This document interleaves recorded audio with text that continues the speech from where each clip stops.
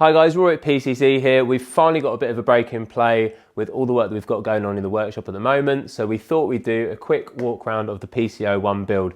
This is a build that we completed last year, middle of 2020, but we've sort of changed a few bits on it since then. If you've seen any photos previously, you'll notice that we've gone back to an OEM seat and seat hump, and just played with a few bits, because basically as we found that we've been using it on track, we found that some things weren't quite as expected. And so yeah, here we go.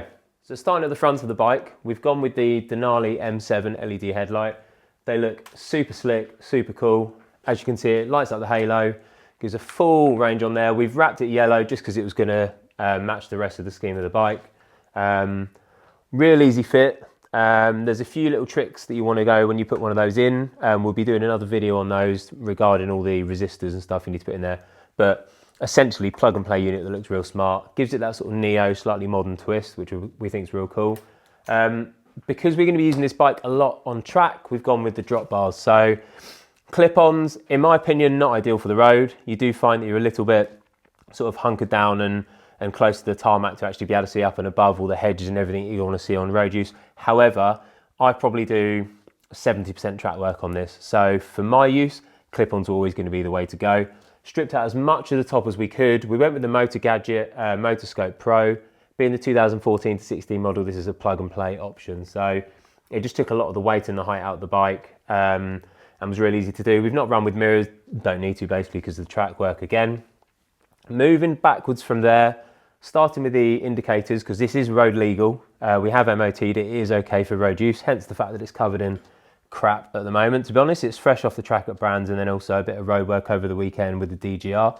So Kellerman indicators using the Urban GS mount, that's something that we've found as a bit of a sort of a top tip from our side. There'll be another video on that. Check out the channel for how to go about fitting the Kellermans to the Urban GS cooler mounts. It just gives a real subtle, nice, clean look. So again, you don't really notice that there are indicators on the bike, which is what we wanted. We wanted it to look as much like a track bike as possible, and take a lot of the weight and lines out of the sort of road going parts of it. The main feature, the obvious part of it, is the unit garage /7 tank. So this is a nylon tank produced by Unit Garage, available on the website. It gives that R100 classic sort of look to the bike. You know, something that we always wanted to put on there. We wanted to go sort of classic looking cafe racer. We think it works really nicely. We've gone for, it's actually an homage to a Minardi Formula 1 car from the early 90s. I'm a bit of a motorsport geek, and the first car I fell in love with when I started watching Formula 1 in 91, 92 with the Minardis, and I was a Minardi fan for years. So I wanted to do that. It's just something that's been on my tick list for a long time. The guys at Valkyrie Paintworks painted it, and it's stunning. They put a little bit of pearl and things like that in there so that when you look at it inside, it looks cool. When you roll it outside and get the sunlight on it, it really pops. You know, they know what they're doing, and they can really sort of like give that build the next level when it comes to the paintwork. We then just finished off with the black cap on there. We generally Cerakote the caps because it's going to be fuel resistant. Another little tip there, if you've got an OEM and you don't know, or you want a lockable cap and you're not sure which aftermarket options to use. Working our way backwards from there, obvious stuff, powder coating the cylinder heads. This one was actually a bit of a snotter when I picked it up. It's actually done 20,000 miles this, so we know from experience from working in the dealerships before we started PCC that these engines and gearboxes and everything will go forever. As such, I wasn't worried about the high mileage. If anything, it'll get better over time. So frame came off, re-powder coat, frame, swing arm, final drive and everything else. It started with the grey one that the earlier models had. It's now all gone black. Cylinder head covers. We are finding that we are scraping the cylinder head covers on track a little bit. I mean, it is what it is. We're also developing a part of race parts and such called a Workrennen. The Workrennen range is something we're creating our own parts in order to make sure these bikes are more usable on track. And as such, you can see the rear sets here. So this is the second prototype rear set that we've done so far. Again, there will be a video in the Workrennen section of our channel. Have a look out for that. We've decided we're going to start making rear sets that lift your feet much further off the ground. So when you're in track use, you can actually use the bike a bit more. You can crank it over a bit more. You can really push your body weight through there. So at the moment, these have just been left silver purely because they're prototypes. You know, we will get to the point when they're at the final stage, and we are getting there. But until then, throw them on and get used to them, you know, get them used. I haven't scraped the pegs since fitting them, which is handy. Other notable thing on here is obviously the airbox is gone. Using the PCC airbox delete, we've basically rehoused the battery up here with, for reference, a Rapid Bike Evo. The Rapid Bike Evo fueling units are brilliant, especially if you're going full system, especially if you're going airbox removal. All of a sudden, if you imagine the bike is a bit of a pump, you put in a lot more air in, you're trying to pull a lot more air out, and the bike will be a bit confused if all of these things are happening in one hit. If you're just putting a silencer on, fine, just crack on with it. If you're going to start to add much more than that, then a fueling unit really will help get the best out of it. To be honest, the Rapid Bike Evo, we find gets much more out of the R9Ts whether you go for the airbox removal or not, so it's a bit of a no-brainer for us. Mounted just on the front of that, tiddly little unit here is the quick shifter. So Rapid Bike Evo fitted, Rapid Bike Evo quick shifter, up only, but it's basically plug and play. Once you've fitted this fueling unit, you can put the quick shifter in and away you go. I run mine in race shift, and as you can see, I've got the linkage from something similar to like the Racer here. It just adds everything you need for a track day, and it just feels smoother. It's a really good mod. Yeah, both of those things I would go for on a road bike, track bike, anything now. So working our way backwards again, DNA filters, PCC branded DNA filters, obviously, why not? These are something that we've developed a little bit with DNA. We find that DNA give you the most bang for your buck when it comes to making sure the bike has performance. Previously, you'd have seen this bike with a leather single hump seat. It didn't give me the height. So basically I've had to change this. This is kind of a temporary intermediate fix for me at the moment, just to try and work on positioning and stuff when we get to track work.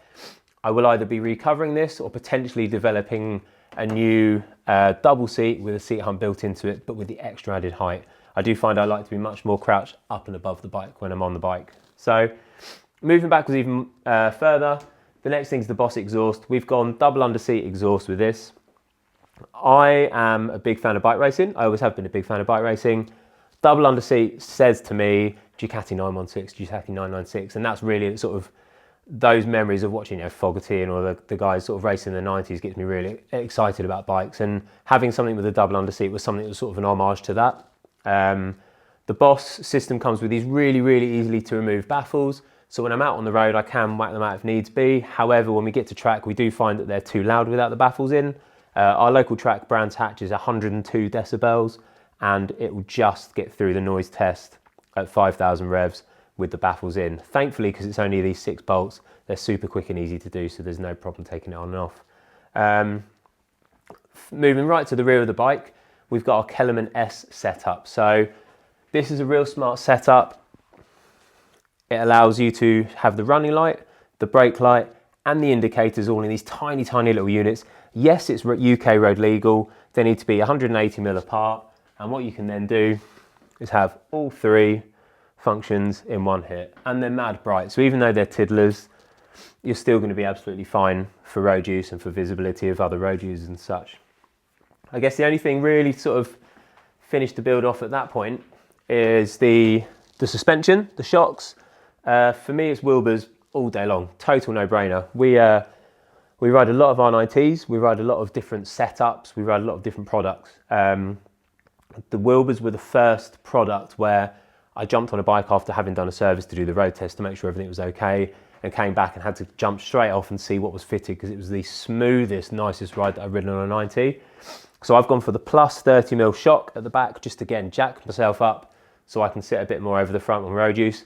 We've also then inserted the Wilbur's springs, which are weighted to my weight, same as the rear shock, in order to get better performance. Finally, the Dunlop tyres. We've used these a couple of times on track now. We wouldn't really go anything but Dunlop so far. They've been grippy. They've been, you know, we've been out in some horrible cold mornings and such on different track days, and they've been great, and they sort of bite from the start. So for me, it's going to be Dunlop all the way along. These are the Street Smarts.